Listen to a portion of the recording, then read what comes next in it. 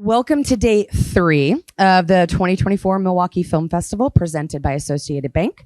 I am Bridget Wheeler and my pronouns are she, they, and I'm the Artist Services Manager for Milwaukee Film. First, I want to thank all of our Milwaukee Film members in the audience. Who is a Milwaukee Film member?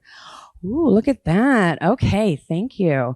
Well, thank you for supporting us. Our members get free discounts on everything we do and a free film every month.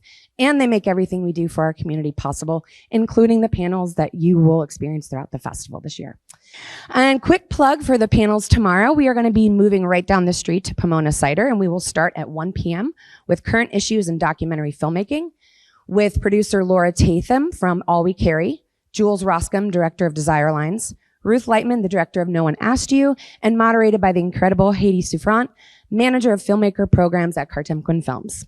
And then at 3 o'clock, we will have film festival strategies with the director of Naked Ambition, Kareem Tapsh, and local filmmaker Santana Coleman, the director of The Last Week, which is playing in the Black Lens Shorts Encounters block, and Marquise Mays, who's also a Milwaukee filmmaker, Black Lens programmer here at Milwaukee Film, and associate professor at UWM, and moderated by the incredible Susan Kearns.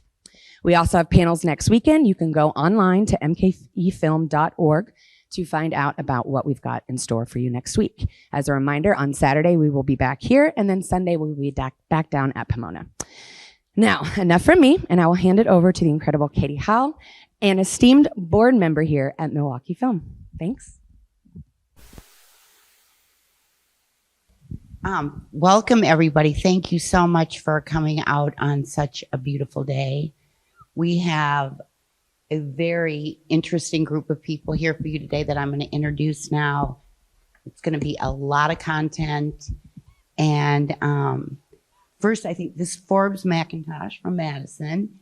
He's with Government Policy Solutions from Madison, and he's been serving as our lobbyist for about a little over a year.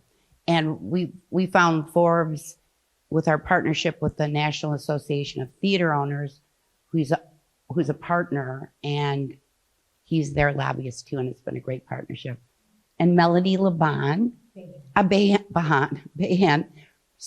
from Minnesota Film and Television, and she's been a mentor through our process, and they got their incentives in 2021, so she's going to share that. And Ramon Sloan from Milwaukee, a local, very successful filmmaker. My partner in crime, Suzanne Jerva, who is a producer and filmmaker. And on my right, my other partner in crime, Jeff Kurz, who is a producer and educator here. And Joanne Jardine, who's come all the way from Superior, where she is Studio One Photography, and she's the film liaison from Northern Wisconsin. So there's going to be a lot of information up front, and we'd like to ask if you have questions, keep them for the end, because we're allowing a lot of time at the end for question and answers too. But I just thought I'd start really quickly before we get into all the panelists, giving you a little history of what Action Wisconsin is and who we are. And it's interesting. This whole process started in 2018, and really Action Wisconsin was birthed out of a project with Milwaukee Film and a task force that I actually led in 2018, and we did an economic impact of film in Milwaukee. And part of the reason we did that was UWM had a lot of budget cuts. They were losing staff. And we felt, we had a hypothesis that we had an incredible film industry here, and we had an incredible pipeline to that film industry here, and we were losing a lot of that talent. And anyway, the study was very successful. It was a long study, but in a nutshell, the film industry is bigger than beer in Milwaukee. The impact is almost as great as the paper industries. And we got a lot of attention from it. And it was very exciting. And about 100 of us in the industry spent a day strategic planning And we did, as part of that strategic plan, the Milwaukee Film Alliance was created, which Suzanne Gerva ran for a period of time. And she's going to talk more about that later with the need for a film office here. But Milwaukee Film quickly learned that it wasn't completely on mission and they didn't have the bandwidth to sustain the Milwaukee Film Alliance. So it became more focused to what Bridget's doing in Filmmaker Services. But out of that strategic plan was always hanging up there was the need for film incentives. So do any of you know what Imagine MKE is in Milwaukee? Okay, good. So in 2022, Imagine MKE, which is the umbrella 501(c) for this effort and our fiscal sponsor, Imagine MKE drives vibrancy, prosperity, and systemic change in the greater Milwaukee area by advancing and advocating for our region's arts, culture, and creative industries.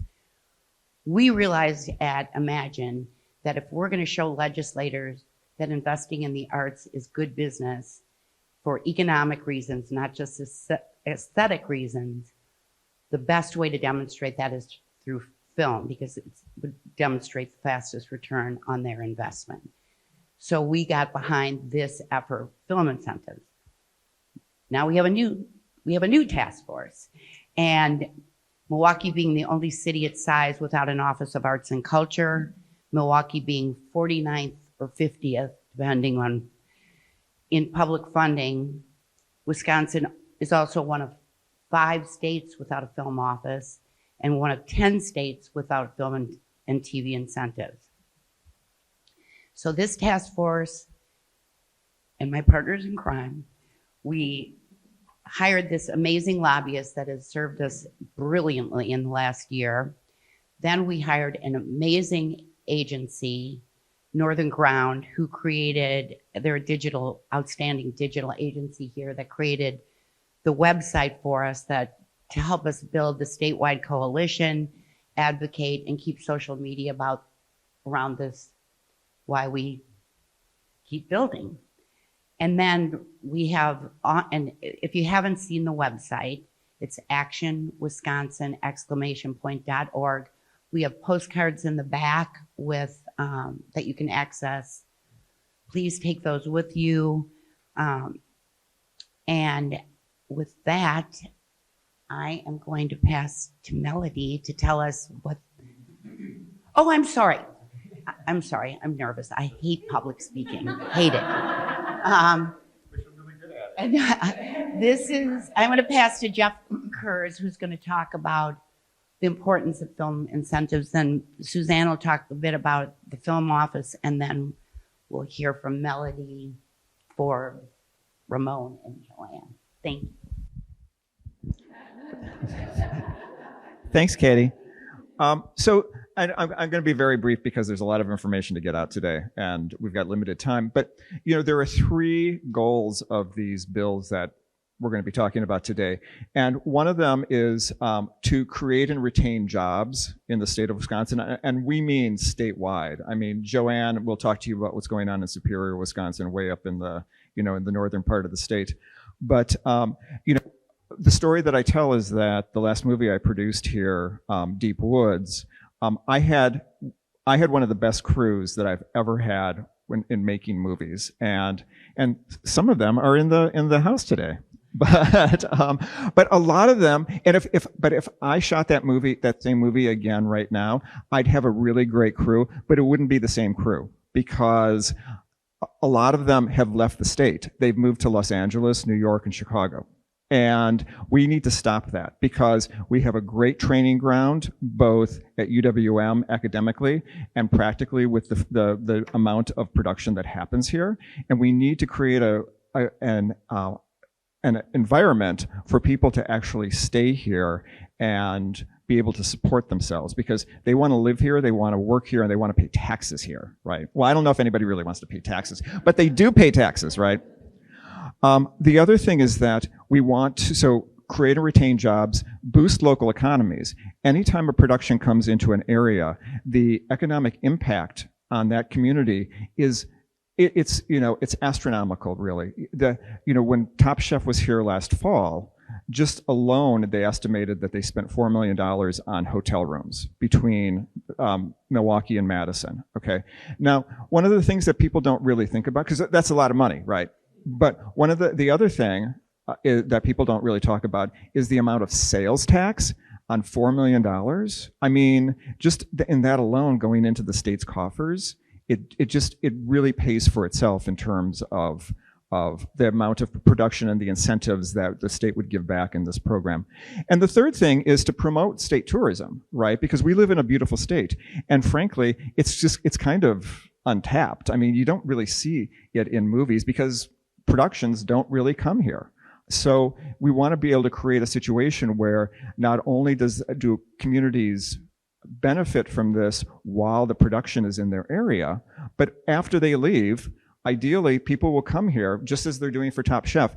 Top Chef is putting Milwaukee and Madison on like the foodie map, where people are starting to come here and going to the restaurants that they saw in this series. And we want to do the same thing with every production that comes here. So it's a win-win for the state all around. And then I'm going to pass it over to Suzanne. Thank you. And thank you, Katie and Jeff and everybody who's here today. And I'm going to just piggyback right off of Jeff, what he said about a film that he produced here. Same situation for me, a film that I produced here with a group of an all-women filmmaker crew who we premiered the film at South by, received top 10 at the festival from the Hollywood Reporter. Then we were set for another film to shoot our follow-up. There's no crew here. All my crew is gone. They're all gone. So we're looking at Lithuania right now, seriously. So we are looking at Minnesota too. That might be a little closer. Yes. But anyway, with tax incentives, we need a film office. And why do we need a film office? Well, like Katie said, we are one of 5 states without a film office, or without some kind of statewide organization that provides an entry point for producers, studios, etc., to know what's here in Wisconsin. And we need the organization to promote the assets here in Wisconsin. And that's what a film office can do. A film office is a point to further promote cultural and creative significance around Wisconsin. We know we are creatively well-resourced, but the rest of the world doesn't know that. A film office will do that for us. The film office will engage the stakeholders around the business of media. And the business of media is big business. Media making is the USA's #1 export to the world. A film office will foster our statewide talent. As Jeff mentioned, we have really well-trained, educated students coming out who are crew, and who are beginning their careers here and then have to leave. And then along with that, people who don't go to school for film, like me, I'm a small business owner, is what I consider myself. Small business is the backbone of the film and media industry. So if you are a filmmaker, you can work in film. But if you are a carpenter, or a seamstress, a hairdresser, a makeup artist, a plant person, a driver, a caterer, a restaurateur, a coffee shop owner, you are actually a filmmaker too. We need all of those assets in the filmmaking community. So a film office works with the local communities too. It is not just a little place out in Madison. It works with local communities to promote their area and their people. The film office will build partnerships with the local cities, rural areas, and promote diversity and inclusion. It will showcase the natural beauty of our landscapes, our unique and vibrant cities, and our urban and suburban curb appeal will be seen around the world. I'm really good friends with a filmmaker named Scott Frank, who is on our website. He's like dying to shoot somewhere besides the regular places. He wants to come here, but he can't come here unless there's film incentives and a film office to work with. The Film Office will engage stakeholders to further build a coalition of industry, government, and community leaders. It will provide the regulatory framework for productions to easily navigate incentives and the legalities around incentives, and to make this a wonderful filming experience for our state. As the former director of the MFA, I know we have the assets here. When I was the director, we had 400 filmmakers who joined, and we started asset mapping. We have studios. We need more studios, but no more studios are coming. And with these assets, we will show the world that Wisconsin is picture perfect.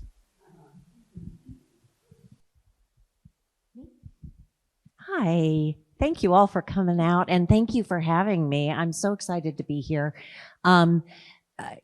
Katie, I need you to keep an eye on the clock, because once I start talking about this stuff, it's very hard to get me to shut up. So I'm gonna focus primarily on what's happened in the last few years in Minnesota, but to give you a little bit of context, we're gonna go back a little bit in time to the early 1980s. Minnesota did not have a film office, and Robert Redford came to Minnesota because he was directing his first film, Ordinary People, which was written by a Minnesotan. Came to Minnesota, looked around, realized there was no film office, learned there was no film office, shot in Illinois because they had a film commission in Illinois. So a group of Minnesotans went to, am I at time already? Are you playing me off? Very much. Yeah. So this group went to the governor at the time and proposed a state film commission, because there were at that point a number of states that had state offices within their economic development or tourism office. The governor at the time said, no, we're not interested. So this group decided, because this is what Minnesotans do, to form a 501c3 nonprofit to serve as a film office. Now, I understand why they did it, and it was fine for a number of years. When incentives started becoming part of the picture, they should have gone back and tried to get a state film office. So what happened in the intervening years, Minnesota Film and TV, the nonprofit, has continued to serve as the state film office. Minnesota passed a rebate incentive, or created one, in 1997, and our office administers that. And we do all of the other things that the 45 other state film offices do. We are the only state that relies on a nonprofit to do this work. It's a terrible model. Don't even consider it. So, as I said, when incentives started becoming part of the picture in the late 90s, Minnesota created this rebate, and rebate incentives are just not as competitive. As the incentive kind of became baked into the industry and into budgeting, it became clear that tax credits are a much more effective way for any number of reasons. And anybody who wants to, go into the weeds on tax credits, I'm happy to do that after the panel. So Minnesota's rebate program was never really competitive. Even though we had a really strong industry pre-incentive, we were one of the top locations for filming. We have a huge commercial, industrial, community, post-production, all of that. We just tanked over the years. By the time I took over this organization in July of 2017, the rebate was being funded every 2 years. We're on a biennium, every 2 years at $500,000 per year. That is just nothing. So I came into the job in 2017 knowing that I wanted to pursue a tax credit. That was at the top of my list. So I took the first year kind of evaluating everything. I made a lot of changes internally, right-sized the staff and cut. It was a mess. As a nonprofit, it was just a mess. So, that first legislative session then in early 2018, I worked with the lobbyist that had worked for the organization for many, many years. And we just went back and did what the organization had always done, which was beg for scraps wherever we could find them. Economic development money, okay. Arts money, sure. It was awful. So we stayed right at the $500,000. There was no more money coming. In the meantime, as we're waiting, I got a new lobbyist. I revised the guidelines that were currently in effect for the rebate program, which were basically, if you have the money in the bank and you're breathing, you can get some of this money. And we got ready for 2019. So we first introduced the tax credit bill in 2019. And there is a huge learning curve, not just for the public and not just for filmmakers, but for legislators. The legislator, the senator in Minnesota, who was the kind of our patron chief funder, I had to explain to him how the tax credit worked. So people, when you talk about incentives, they have to understand how it works. So do a one sheet, incentives 101 is what I did. This is how a rebate works. It gets, there's a direct appropriation in the state budget. That's the money that goes out. Tax credit, there is no appropriation in the budget. The credit only gets used once the money anyway. 101. So we did a whole lot of education. Not surprisingly, we didn't get it passed that first year. To get a major change like this passed in 1 year that hardly ever happens. I mean, right? Yeah. Yeah. So, but you're laying the groundwork. So 2020 was like, okay, we're going to go back in, and y'all remember what happened in 2020. So we didn't. But we went back in 2021, and we were able, with our new lobbying team, and oh my God, we found a chief author in the House who if this was a movie, I couldn't have scripted him any better than he is. He's an Iron Ranger, comes from Minnesota's Iron Range, which is where all the mines were. And do I have enough time? Okay. So Dave Lisselgard is his name, and he was a freshman that year. So not a lot of power, but he had passion for this. It's like, how does an Iron Ranger get this? Well, when he was young and, he newly married, young kids, working in the mines, got laid off because the mines were closing.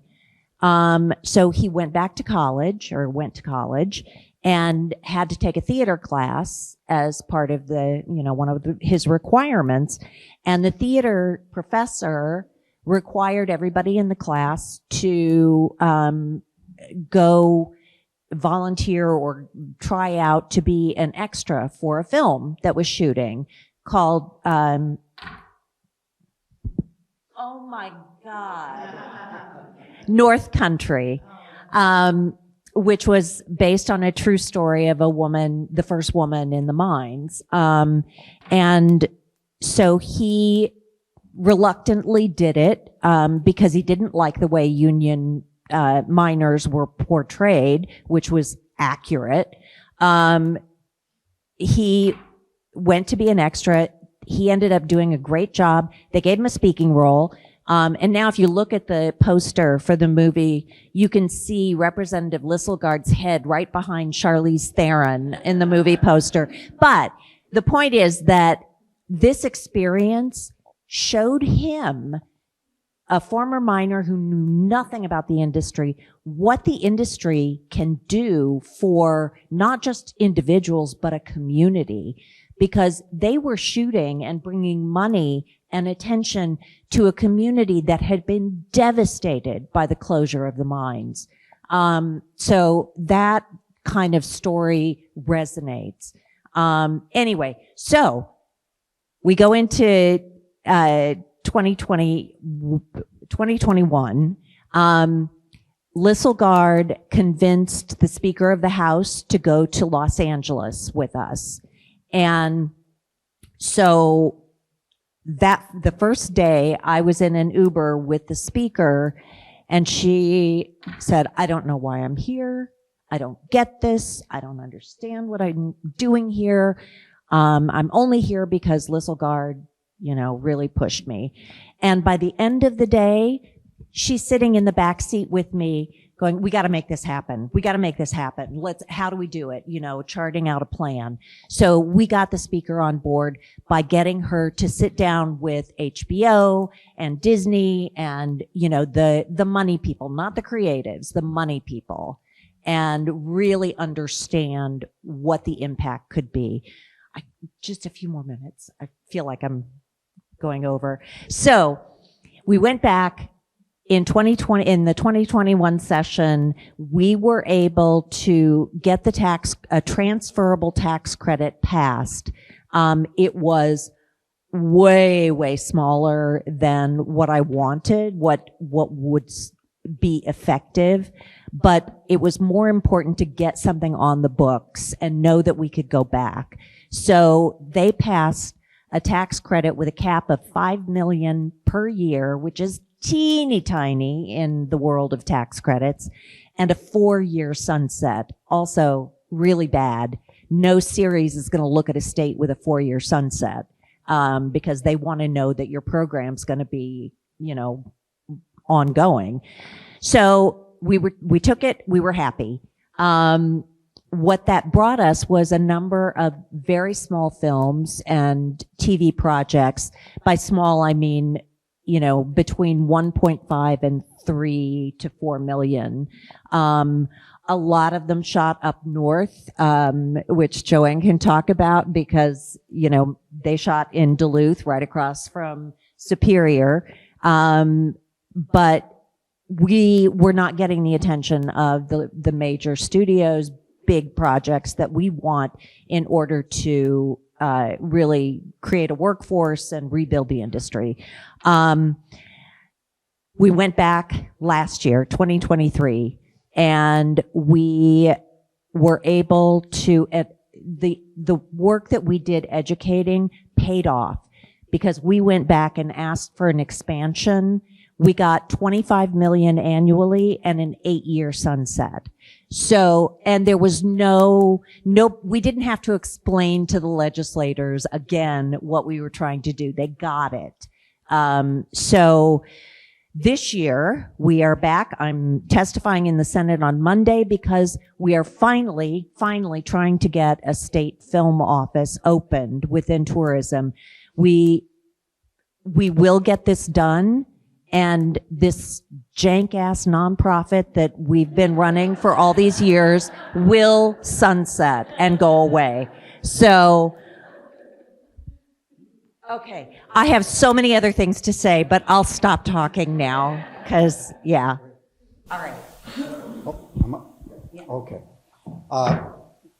Good morning, or good afternoon, everyone. I'm Forbes McIntosh. I'm the lobbyist with Imagine MKE. I just learned a lot, and I appreciate it because you've pretty much given the formula of what needs to occur. One thing, we have the Action Wisconsin website up. What we need is to build grassroots, to build our coalition, because kind of what you mentioned is there's a lot of folks, different industries that are going to benefit from this. You're going to have hotels, you're going to have restaurants, coffee shops, you're going to have different entities. It's the power of coalition building. It's not just a few of us. It needs to be an army of us to get this forward. I have a lot of folks that will say, why are you starting now? Because the session doesn't start until January 6th of next year. Unlike Minnesota, Wisconsin's done. Legislature's adjourned. We're off on elections. And while a lot of folks are probably thinking around the room, elections, I don't even want to hear about it. For me, it's opportunity. It's opportunity because all the legislators are no longer in Madison at the state capitol. They're back at home. That's where we need to build our grassroots. That's where we need to build our coalition of business partners. Why? Because we want to talk to them back at home. We want to change their minds. We want to educate. We want to advocate. But it needs to be done locally. I'm a nice guy. I think most legislators in the Capitol know me and they say, hey, you're a nice guy. But they don't care about me because I cannot vote for them. What they care about is the ability to get reelected. That's their number one priority. But I've never met anybody who's run for public office in the state of Wisconsin for wrong reasons. They're all there to try to make a change. And I think if we advocate and have the right people talking to them, Democrat, Republican, I don't care, talking to them back at home right now in the election. I say that now because they want to meet with people. Between now and I'd say the end of September, they want to go to coffee shops and meet with their constituents. They want to go to parades and whatnot and talk to people. This is the time to capture their attention. Now, there's been a legislation introduced late in the session. Didn't pass, kind of expected that because it was late.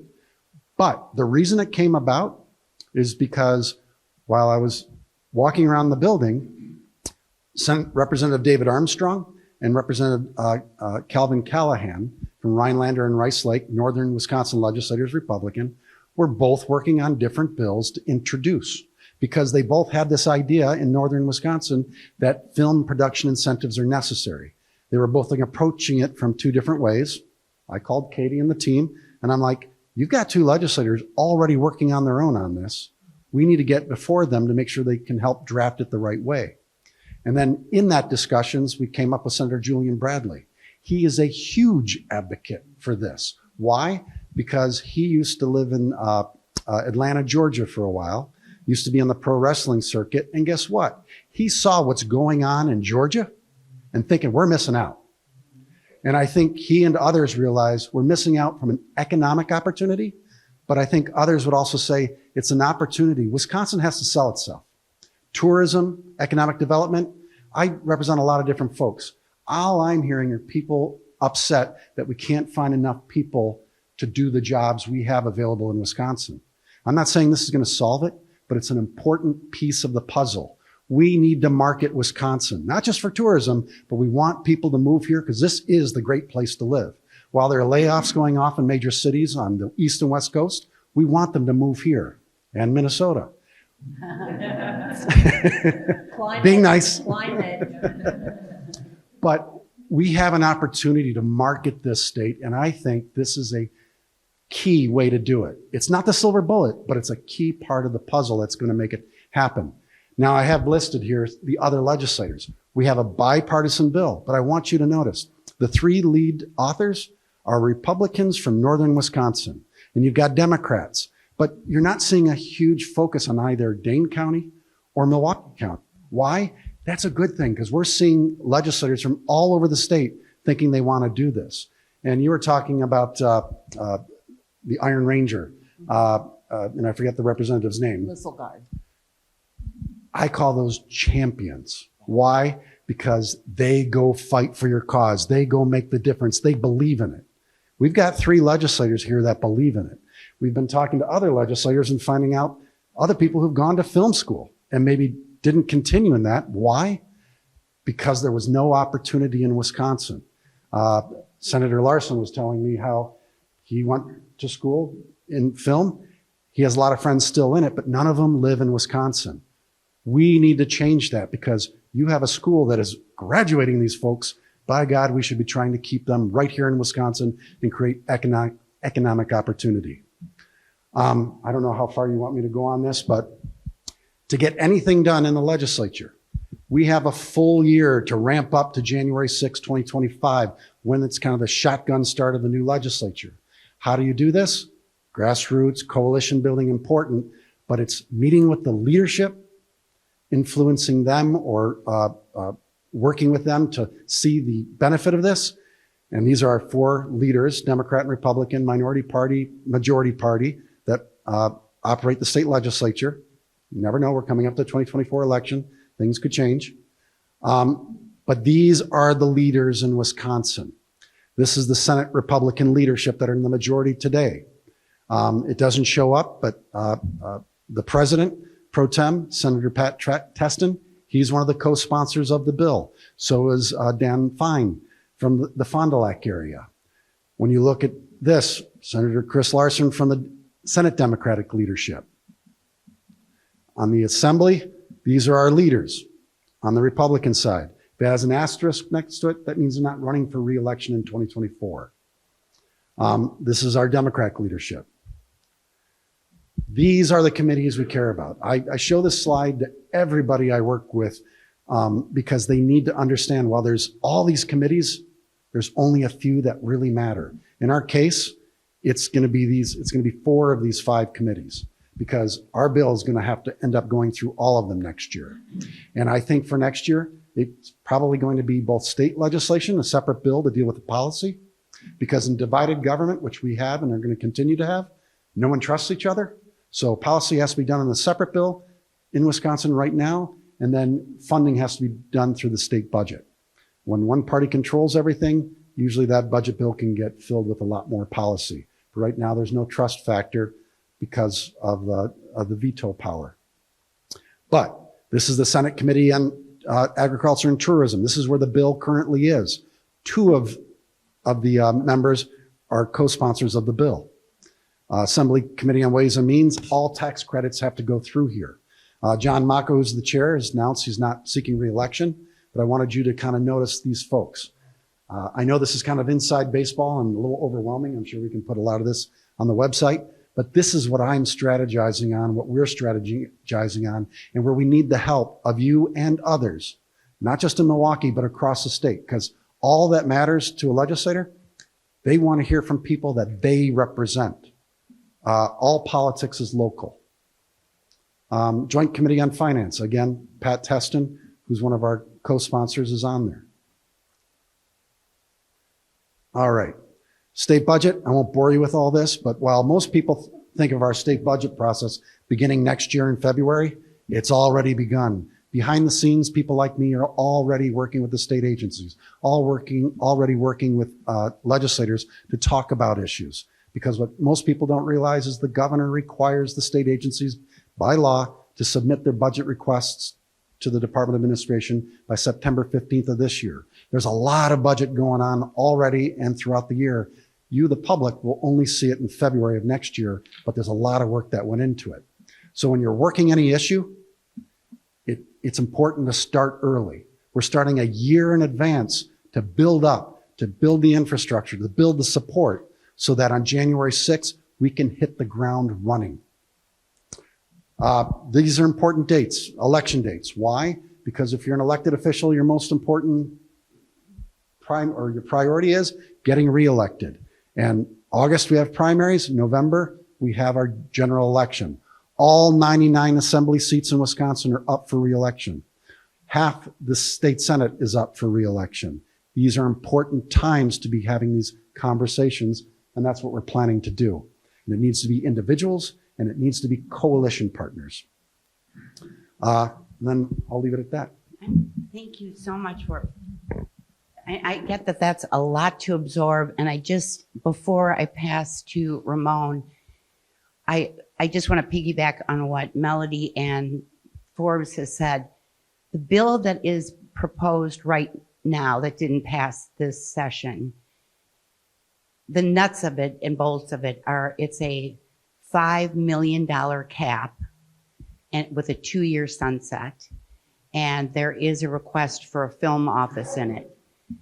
It is our goal, to Melody's point, before January of 2025, to push that cap to 10 million, because it's too small, and to try to get the sunset at least 4 years, because it won't be attractive without that. So that these are some of the things we're working on in progress while this next 8 months.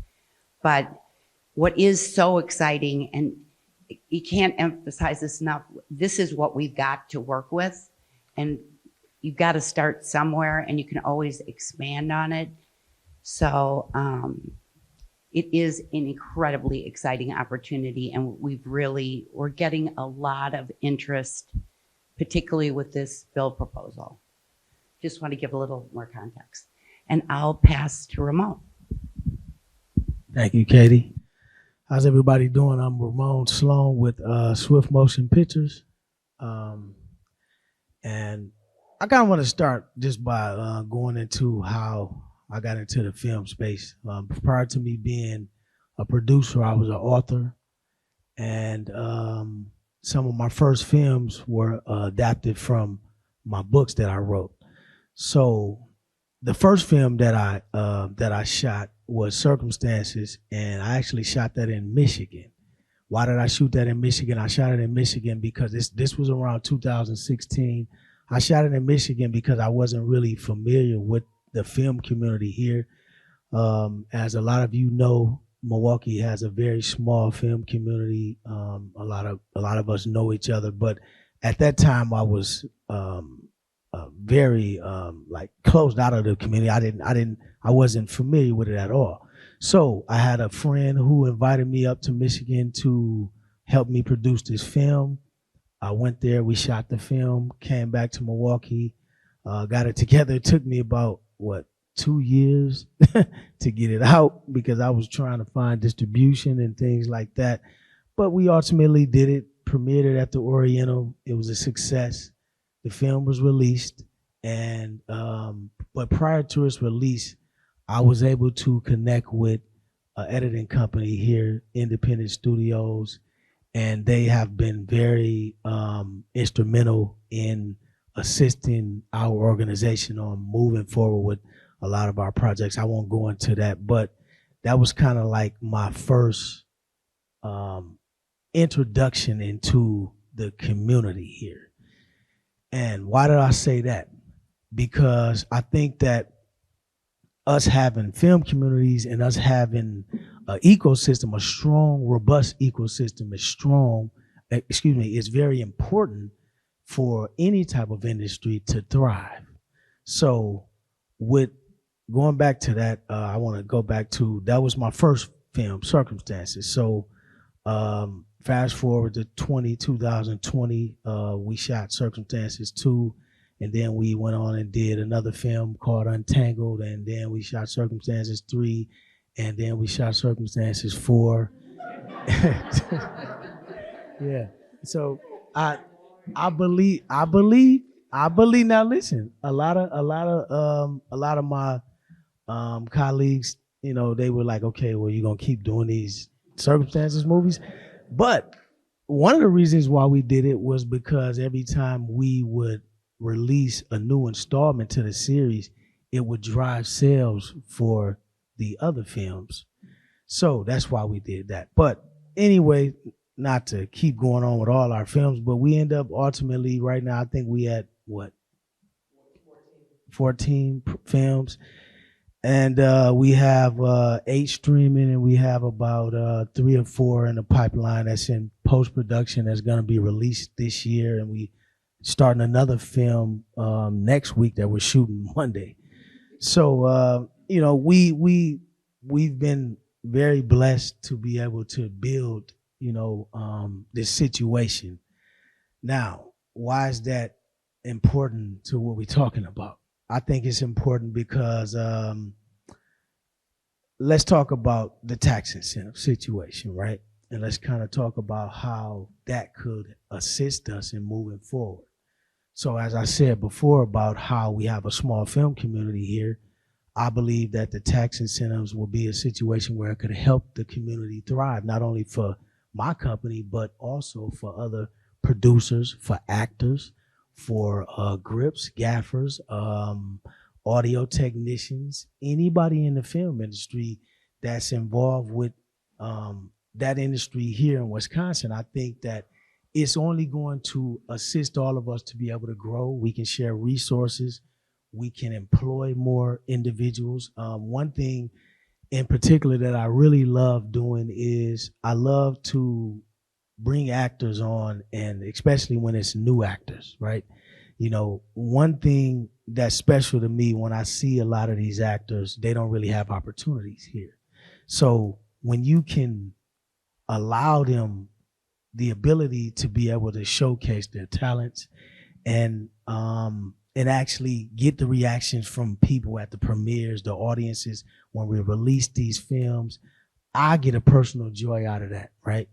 And I believe that these incentives will help us to help other people more than anything, right? To help them to pursue their dreams and their goals, and also help the state to bring on another industry where we all can thrive. So I don't want to keep going on with it, but that's my take on the tax incentives. I have a lot of respect for Suzanne, Katie, and Jeff. They've been really working hard on this for years. Like, a lot of people don't know how long they've been doing this. And this is my first time meeting these two individuals here. Appreciate y'all for coming out. So with that, I'll pass it to who? All right.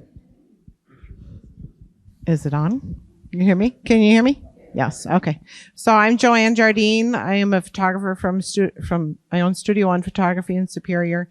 In the past several years, I started working on movies, doing behind the scenes electronic press kit, gallery photos with the lead actors.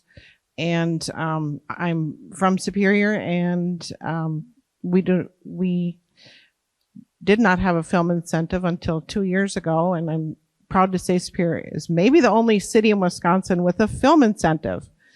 We have a 25% rebate on lodging and catering. So if you purchase all your food for your craft services, you have your wrap party, you have your crew stay in Superior, they can work in Duluth, that's fine. They can film in Duluth. We designed this to complement Duluth's film incentives, because Duluth has film incentives. The state of Minnesota has their incentive. St. Louis County has a film incentive, and the Iron Range has a film incentive. And Superior has been seeing a lot of economic prosperity just 4 miles across the bridge, and we're like, how can we get a little piece of this? So Jim Payne, our mayor, is very supportive of the film industry and the arts, and he put me on the new tourism commission because I have some connections in the industry, and we pushed through this filmmaker incentive for Superior. And I have friends that have moved to Duluth. We have a film program at UW Superior, and people graduate, they move to Duluth to get hired. For me to get hired now, I have an office in Duluth. And so I have my studio is in Duluth. I'm based out of Superior, but I have a studio over there right now. That gets me hired. Otherwise, they won't look at anybody in Superior. And now they're saying what you really need is a state film office, state film incentive. If you had a state film incentive, we could look at maybe some reciprocity between Duluth and Superior. So maybe Duluth people could film in Superior and take advantage of our film incentives, even though it's just a foot in the door. It's small. We have a $20,000 pot of money in our tourism budget, but it's reloadable at any point. So if somebody wants to take up the $20,000, we can just put another $20,000 into it at any point without taking it to city council. So it's really unlimited if if you look at it like that. So there's a $5,000 minimum spend. So if anybody wants to come up and make a commercial or a smaller project or a student project, can definitely come and see us there. And sure, film in Duluth. We don't mind. Just stay in Superior and dine and feed your crew out of Superior.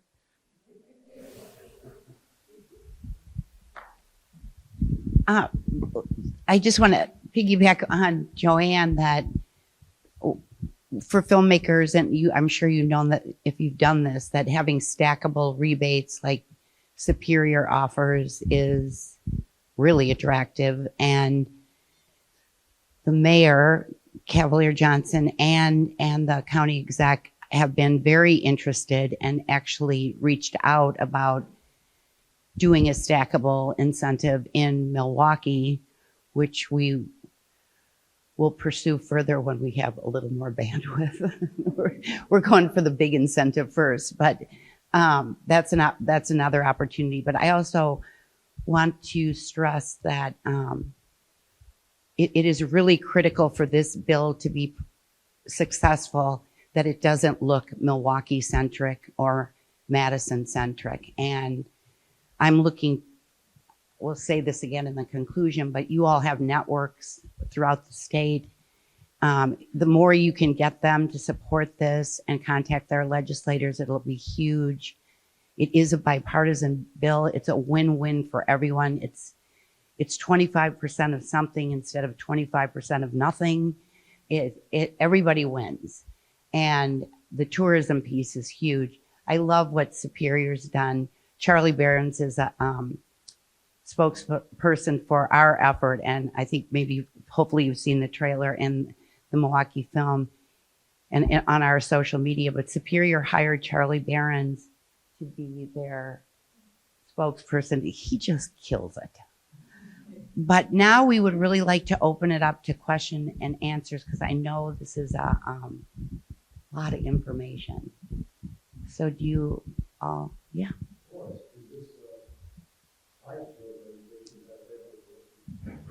Yeah, I can get it to an admin for Action Wisconsin and get it up there. That shouldn't be a problem. Yeah. Happy to get it to you. Thanks.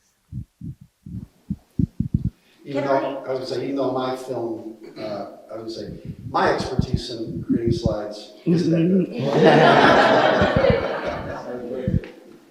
Can I? Oh, I'm sorry. No, if nobody had but questions, let's take this question. Hi. No, I was curious. You mentioned that like the next step is grassroots organizing. Mm-hmm. Is there some? And I'm thinking to myself, okay, I can get on board with that. But my next question is like, how can I help? So, is there some sort of already like plan that you all have that you need specific help in this activity or that activity, or is this just like tell everybody you know type of situation? Yeah. So, great question. So, there's a stack of postcards for Action Wisconsin back there. Please pick one up as you leave. There's a handy QR code on the back of it. You just scan that. Super easy because right now the way that anybody can be most effective is to contact their legislators and say, this is a really important issue that you need to be paying attention to because it's going to be great for the state. So you scan, but sometimes people say, well, I don't even really know who my reps are. So you scan this QR code, you put in your street address and your zip code, and the names of your reps instantly appear. And then there's another tab that you can click that will automatically send an email, pre-authored email. You can change it if you want to, but pre-authored email to those reps, just saying how important this is. So it's super easy. What I've been doing is, I've done this myself, but I've also, when the QR code comes up, I've been texting it to other friends saying, will you please, it's super easy, will you please contact your legislators? So that's a really handy and very important way to be effective in this issue. Right. I guess like my follow-up to that is because I've sent that link. Oh, fantastic! Well. Thank you for doing that. Is, you spoke about how, or I'm sorry, you spoke. Sorry, your point. You spoke about how important it was with legislators about like what even is this. Yeah. And I think that's like, how are we educating the general public? Because when I talk to people, like outside my family, they all send the link. My friends, they all send it. Like I had no one else here. So now it's like, how are we reaching out? What outreach are we doing to the general public to educate them about what is the film industry? Because a lot of people just think like celebrities and whatever else, right? Like how would this economically affect them? And when I've had conversations with people in, you know, parties or whatever, they get it. But is there any sort of like outreach plan to educate the general public about what this could do for them? And if so, how can we get involved with that? Can I just say one thing first? Can you introduce who you are? Oh. Please. So, and what Because you're we're doing. gonna And what you're doing right now. You're about to be recruited. My name is Paulina Lule Bugembe Kuahara. My stage name is Paulina Lule. I'm an actor. I'm also a filmmaker. I'm currently working on a show in Chicago. I wish it was here. Yeah, I'm working on a show in Chicago that will be premiering on MGM Plus in July, maybe? August? Yeah. I've been in LA for like 10 years.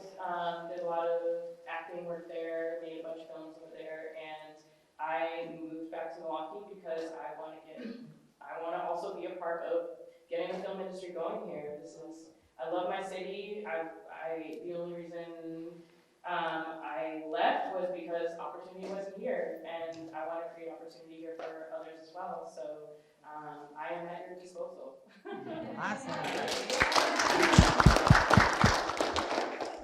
Yeah, what you raised such an important point, and you know our focus right now is coalition building within the film industry. But this, for the average man on the street, it's a huge. Everybody benefits from this because of the economic impact.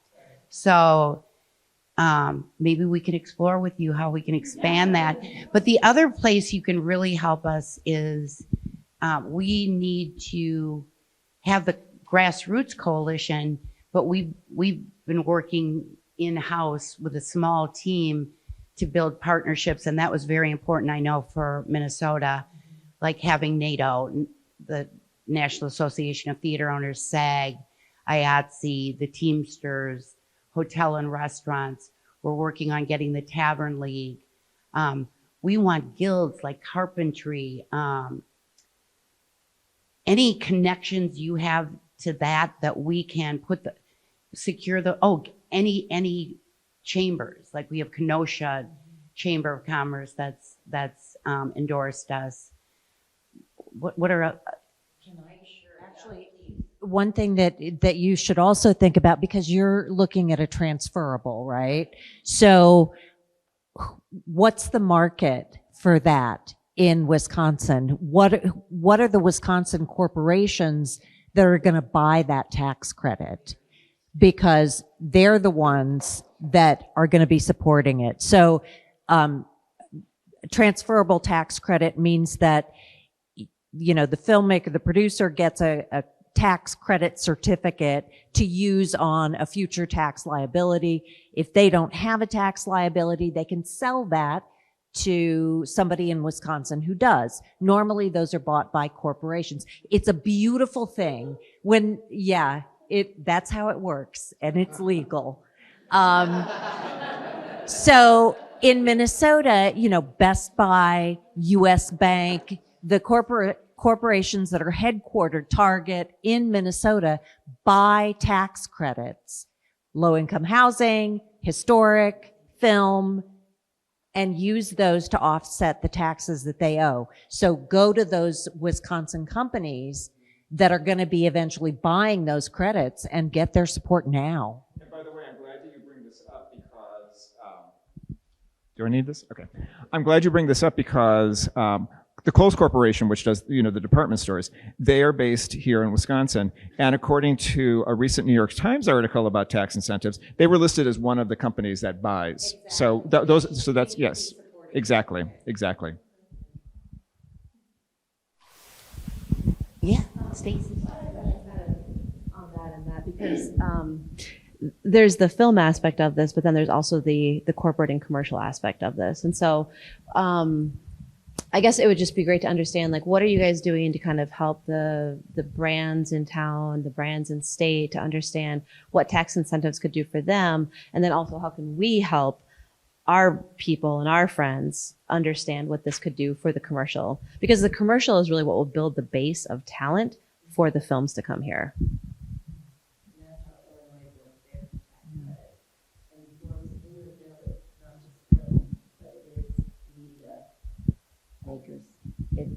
I was just going to hand it right back to you. But that is a very, very important point with advertising, with marketing, that also that they will be part of this. So I don't remember the language around the bill, so that it's not just film, it's not just independent filmmakers, it is media makers, commercial advertisers, but enough people who do commercial work of any kind of sort, correct? This is just a quick bullet point of what it does. And by the way, what you see before you is a bill, but that doesn't mean it's going to be the same bill that's introduced next year. One thing I have found when you go through a full year, usually, especially now that the effort's been started, you're going to see folks probably suggesting different things, and we'll work with the authors on that. Right now, it's at a $5 million income and franchise credits for film production companies. It's film, video, broadcast, advertisement, or television production. It's at 25%, and I think the way they crafted it, or when we worked with the authors, it was making sure that we also had the ability to help independent films. So it wasn't just going after the major film productions, but making sure our local. Because, by the way, Representative Armstrong from Rice Lake, Wisconsin, the reason he's so on this, one, he works in economic development, but it's because locally they had an independent film that was trying to get going and couldn't, and went to Minnesota. But he looked at that as a lost opportunity. The reason Representative Callahan got into it is because I guess Tomahawk, Wisconsin was the home of where the movie Attack of the Spiders came from. And it's still a very big deal in the local community. And I think he and other northern legislators see an opportunity to sell the state, not just for tourism, but also for economic development because of job opportunities. But I already forgot the question I was supposed to answer, but this kind of goes over it. But just know that I know that both Imagine Milwaukee and others have ideas to even tweak this as we meet with the authors and work with them. And this is just kind of the first bill that's come out, but next year, a new bill probably looks a lot like it. But we've already had a lot of folks saying, let's go for more than 5 million. We're going to do whatever we can. I know you started off kind of the same way of getting folks on the idea, but I think a film office is going to be important. Why? Because we need someone who's knowledgeable to market and understand what they're going for. Because just blindly accepting receipts or entities, they're going to know what are better opportunities for selling the state and for making sure the program is successful. Once you make someone accountable to make sure something gets done, usually things get done. If you don't have any accountability, it's going to fall through the cracks. Can I see it also already, so you would be a good leader in that area. Thank you, Stacey. Windshield wipers on your car would drive too. Oh, yes. So, if you're not already, the one thing that we did through the process, which was really helpful, was I'm lucky enough to have a member of my board who's in production finance, currently working for 101 Studios, which does Yellowstone and Yellowstone. So it's not just, you've got to look at a bill that works for Wisconsin, but also works for the industry. So make sure you're getting that input from outside the state, from the people who actually, I mean, every studio has an entire department that does tax incentives. And, there are consultants all over the country that are happy to work with your lobbyists, to work with the authors, to help them craft a bill, because ultimately they will benefit from it. Yeah. And one other thing, just to, one of now this is Minnesota, which is very different from Wisconsin in a number of ways, but one of the biggest things that created a successful coalition for us was the unions. And I don't know where Wisconsin is right now with labor. I know you've had some rocky years, but for us, we have 3 very strong production union locals in Minnesota, SAG-AFTRA, IATSE, and the Teamsters. And bringing them in to be my partners in this process, they were able to galvanize the entire labor community in the state. So the AFL-CIO is supportive. And, in Minnesota, where we have a trifecta of DFL, Democratic Farmer Labor, is our Democratic Party. They're in control. That is a huge, huge piece of our success. I have a question on behalf of the micro, low, and ultra low budget filmmakers. So I just want to make sure I'm reading it right. So it does not apply to films of less than $1 million. Is that right? No, it's, No. What it did is, and I apologize, the total amount of credits that may be claimed by a taxpayer may not exceed an amount equal to the first $250,000 of salary and wages paid to each taxpayer's employees and taxpayers. Sorry, lots of language. It basically exempted. It's basically an exemption of this of films, independent films that are less than $1 million. So you weren't being held to that standard. It was to make sure that this benefits both larger productions and smaller productions. So Karen, actually the minimum spend is $100,000. Oh. Okay. And this bill was really crafted, I think that, and Melody knows more about this than I do, but I think that a lot of the incentive programs around the country, maybe what they went wrong is they just kind of opened the doors and said, come on in, and like, well, we will subsidize, every expense that you have. And we wanted to do this smartly. So it has to be about money that's spent in the state. It has to be about employees who live in the state. And that's so, but it's also crafted so that, if a big production wants to come here, but yeah, exactly, and eat it all up. If a big production wants to come here, great. But we're really focused on, like you and I, and there are other people in this room, we're working with more modest budgets, and we want to be able to benefit from those people who either live here, And by the way, those tax incentives that we had the first go around, I think they were ahead of their time in that there weren't as many people, filmmakers, living and working in Wisconsin as there are now. I think that number has increased exponentially since that, and there are so many people who actually live here, who call it home, who can benefit from these now, working with modest budgets. Thank you so much. Can I ask one more quick question? What's the negative, like when people are like, well, skeptical, like what? I don't want my tax dollars going to Hollywood.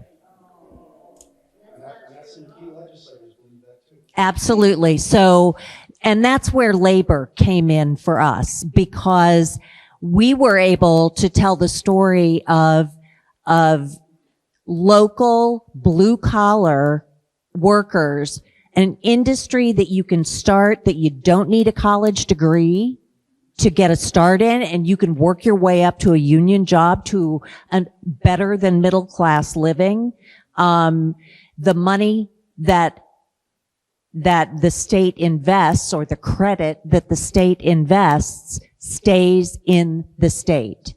Nobody's writing a check to Hollywood, There will be some nuance, because you will have to deal in your legislation, your guidelines, in above the line versus below the line, and you're going to have to make some provision for above the line, because everyone does. But yeah, be prepared and have your arguments, have your talking points for everybody that this is Wisconsin dollars stay in Wisconsin. Thanks all you guys for working on this. This is amazing. I'm really super excited to have more stories from the Midwest told because I feel like our world needs that. My question is what you were talking about, Jeff, is there was tax incentives before. And from what I remember, they lasted for like 5 minutes. One film came in and took all of it and then they were done. So I'm just wondering if you guys could talk about sort of like what we learned from that and how this is different and yeah, lessons learned and where we're going, because I think that's still strong in my head. Is just like how one movie came and took it. So it was this Michael Mann movie called Public Enemies, starring Johnny Depp.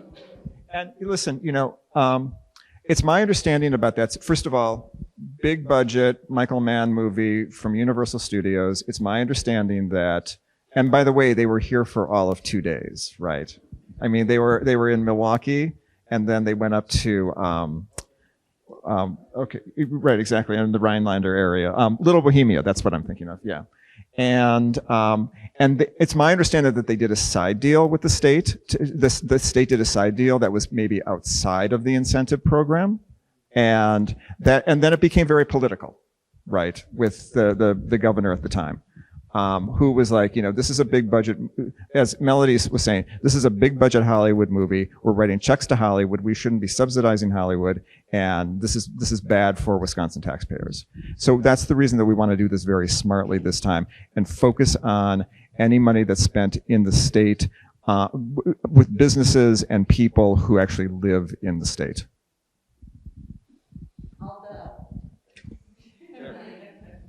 We are, the goal of our tax credit, because we have a very strong indie film maker community in Minnesota. The goal with the tax credit in Minnesota is to get the big budget studio films, and not the Marvel, that kind of budget, but the $20 to $40 million projects. And so, yeah, that's what I have to say, and again, this is how we did it. The one thing that, as part of the education process, that we were really clear on, because all of my predecessors were not, and nobody in the community was clear on this is not funding for arts. We are not funding artists. This is funding that goes toward job creation and economic development.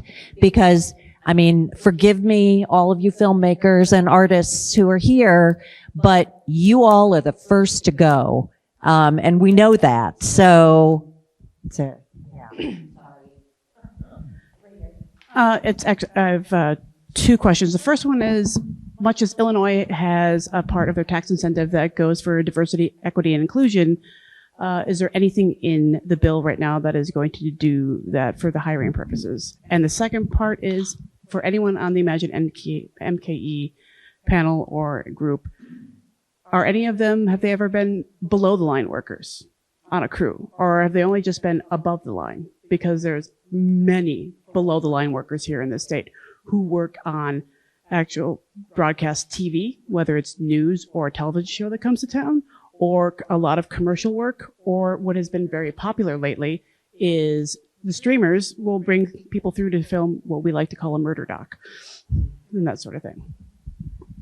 I'm going to let Forbes answer this too, but the authors of this bill were very receptive to our input as much as we could to make the bill more successful. For example, when they initially wrote the bill, the tax credit was not transferable.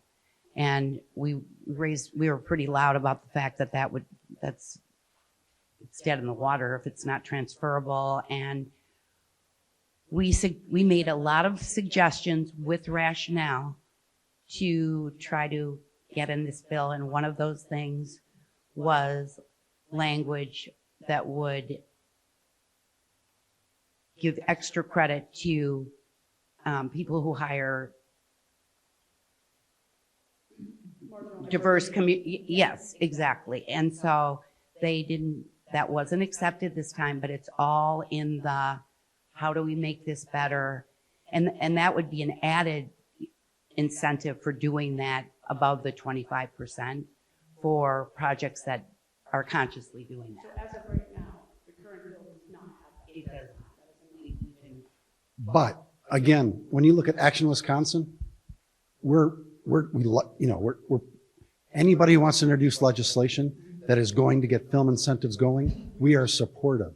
The main issue is trying to educate lawmakers and policymakers of why it's a good idea to even go in this direction.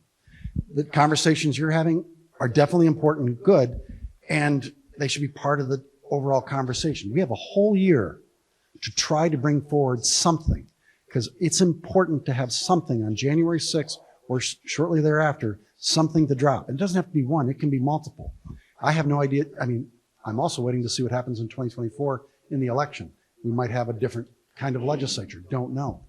But I look at those as just opportunities, and I shouldn't say threats, but just there's different opportunities of navigating it. Have you So thought about having a panel, not a panel, but just surveying the below the line workers within the state? Like, what are your challenges? Yes. What do you hope to see? Yeah, I think How can we help? that's a great idea, and you should join that. And I'd like to say, I am this fancy pants producer now, but I did start out. Right, Joe? I started out below PA, so I worked my way up in every position.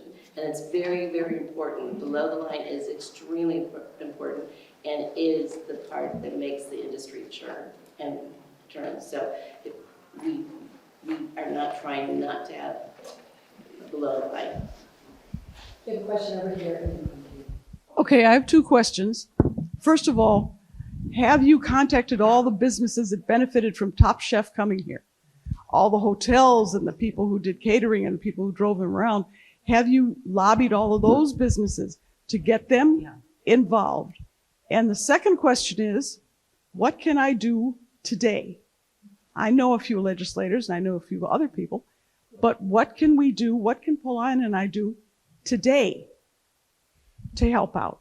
your first question, yes, we're reaching out to the trade associations that represent all those groups. I happen to work with a lot of them on other issues as well. But we are reaching out to the trade associations for the hotel and lodging. We're reaching out to the other groups that would benefit. Why? Because they're the voice in the Capitol for all those individual businesses. And we are having those conversations. I think they're probably looking at me going, we got a whole year to work this out, but we're charging ahead and trying to get everybody involved. That's why it's so important on the Action Wisconsin that coalition builds. Because as you pointed out, it's not just the filmmakers that are going to benefit, but it's going to be all the kind of ripple effect of that economic development impact to so many other communities and businesses that will benefit. And then on the second question, I have a terrible memory. What was the second question? Right now, what can you do today? Well, one, fill out that card, but then two, we want to be talking with you folks. You just said you know state legislators. Good, because I'd like to sit down and figure out who they are, because I think people are going to have different perspectives on this, and having you talking to them, because if you know them or a constituent or both, you're going to bring a whole level of different credibility and relationship. It's harder to say no to people that you know and that can vote for you in their district. That's how the first step. I want that co-sponsorship memo this was done in 5 days. Usually bills go around for about 2 or 3 weeks. I want to see, out of the 132 legislators, I want to see double, triple that amount. I want buy-in. I want that when they go to caucus going, do we want to do this? I want a majority of their members already on the bill saying, I want to do this, because majority matters when it comes to the votes. He got all those sponsorships in 5 days too, but he's killing it. I just want to add one thing to that answer, John. So talking to people, talking to your legislators, talk to us afterwards with ideas you have. One of the things we've talked a lot about is when this bill gets passed, having it be successful and building the infrastructure that we need to, if productions come here, even to Ramon's point, having the assets that we need here to hit the ground running. One of the things that we really need to do effectively for the film office in the background ahead of time is like an asset map. Like, what are the assets we have right now amongst around the state? Because they're there. And we just toured a virtual studio last week that blew us away, that in Kenosha, that there's so many assets here, but we have to have those noted, available. I don't have the answer how to do that, but I think it's critical we do it. Okay. That's the kind of thing, I mean, this has been sort of a 3-person show so far, so it's very gratifying to hear this level of interest and support, because we can only do what we can do. So thank you. And I'm sorry to keep you waiting now. I'm just curious. We've talked about the grassroots effort, certainly a viable way. It's been proven to get reform, get changes that we need. If you look at the other direction from the top down, where do our major elected officials stand? Our 2 senators, the mayors of Madison and Milwaukee, where do they stand with this initiative and effort? I'm going to say that we haven't talked to the mayors of the major cities yet. Are we going to? Yes. I would say we're kind of in our infancy in getting this going. We got the bill out there because the authors were going to go with legislation, but I think it's becoming the conversation starter of what to do. Between now and January 6th is when we need to have those conversations to get them on board. Most mayors and village presidents and town chairs belong to associations. The League of Wisconsin Municipalities, the Counties Association of your county executive, county board folks, and the Wisconsin Towns Association. We intend to be reaching out to them and get them on board. Again, almost everybody who has a business government entity has a trade association they belong to. But what can be helpful is if I'm going to talk to them and they've already heard from different mayors, village presidents, council or trustees that they support this, like Kenosha, for example, passed a resolution in support, that's going to help our efforts to get the larger organization, the statewide organization, to get behind it as well. So those conversations still need to happen from those, but I want Rhinelander. I want Superior, who's already on board. By the way, your state senator is already on board. Yep. And then I want Manitowoc. I want not just the 2 larger cities. I want all of Wisconsin, all the cities, all the villages, all the towns saying this is a good idea because it's good not just for the state, but it's also in their best interest as well.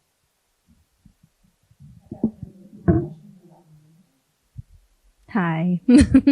As someone who started out my career started in commercial music videos, indie scene, or whatnot, went down to Chicago for TV because the opportunity was there. So made the decision to come back here for indie films, made several, went through a couple woods. That was a lot. God bless anybody that went on that journey with me, continues to do so. But I think I have seen so many of those individuals leave. And part of it is simply because there is a lack of education and sustainability, right? And I think going back to the whole film office, because that has been so important to me as part of the mission in educating on tax incentives. Part of my question is there a plan? Is there a person? Is there job opportunities there? Because I know, as you can hear in this room, so many of us are passionate about passing along that education and serving as the ground people because we have been below the line positions, right? So is there a plan already for the film office or inspiration? Are we taking from other states? I'm very familiar with the Illinois film office, but yeah.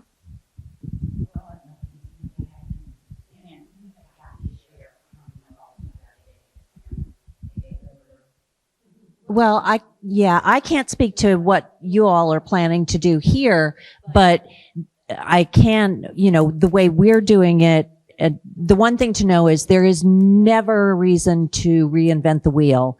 You can ask me about any state in the country, their tax credit program, their film office, and I have researched it. So there's tons of resources out there. And the other thing to know is state film commissioners are some of the nicest people in the world. They will answer your questions. Right now, under this legislation, it's a film office housed in the Department of Tourism. Now, in the bill, because this is a policy bill and not so much a funding bill, there's no appropriation attached. I think that's the other question is it's going to need to be staffed. So there's going to need to be funding. And I think part of the question's been, is it you do it in the legislation? Do you do it in the state budget? But either way, it's going to be a heavy lift to fund an office because I would say when you look at how the state budget has worked so far, rarely do you see the legislature currently funding new positions. That's why we need to do this effort, because I need to make the ask to fund a new head of an office and staff.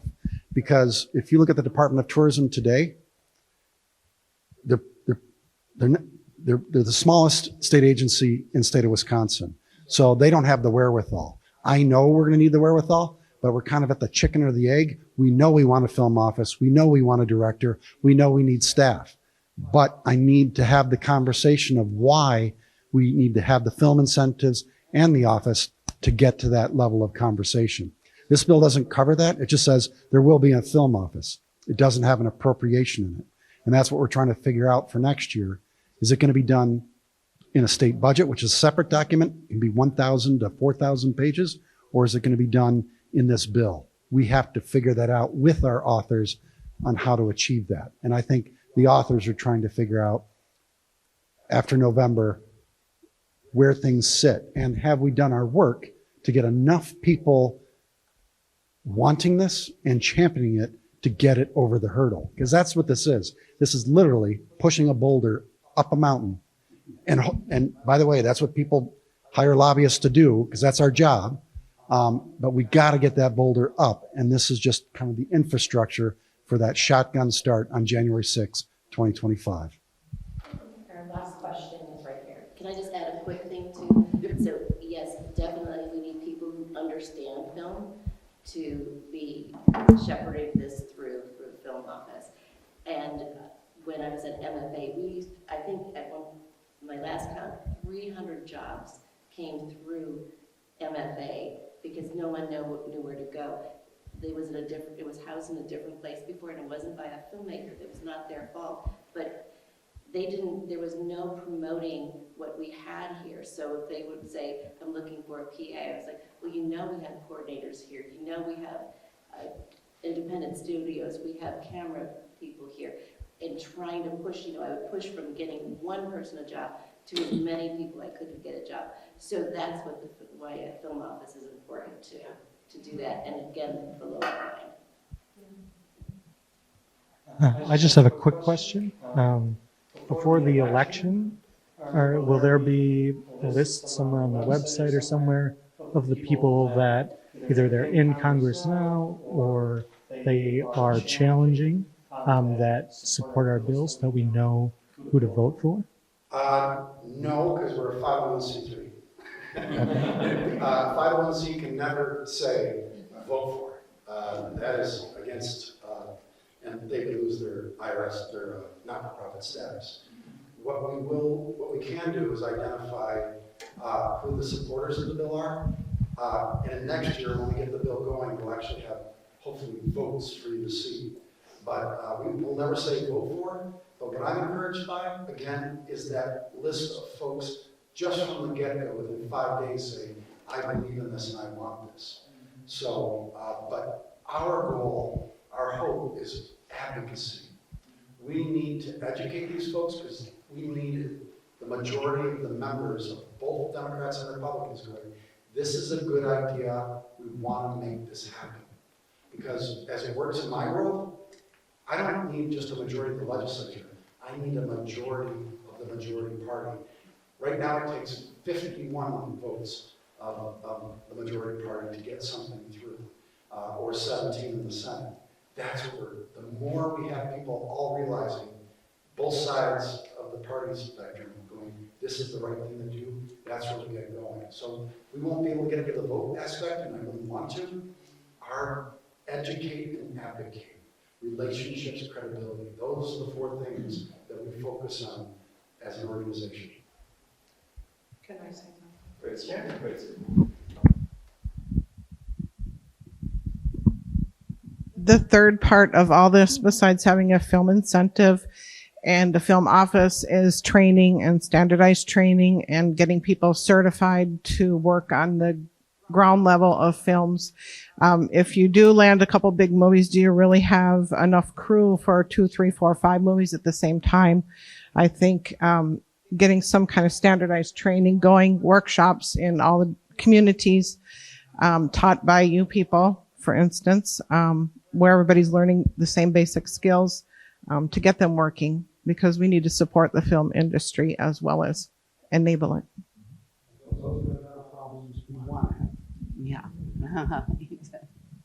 Amazing. I don't want to cut it short. I'm sure we still have a lot of extra questions to ask our panelists today, but we do need to wrap it up. I just want to thank you all again for coming and supporting this conversation and asking these questions. As I said at the top, we will be having 5 more panels between this weekend and next. So please check it out at mkefilm.org. And please let's give a round of applause for our amazing panelists today.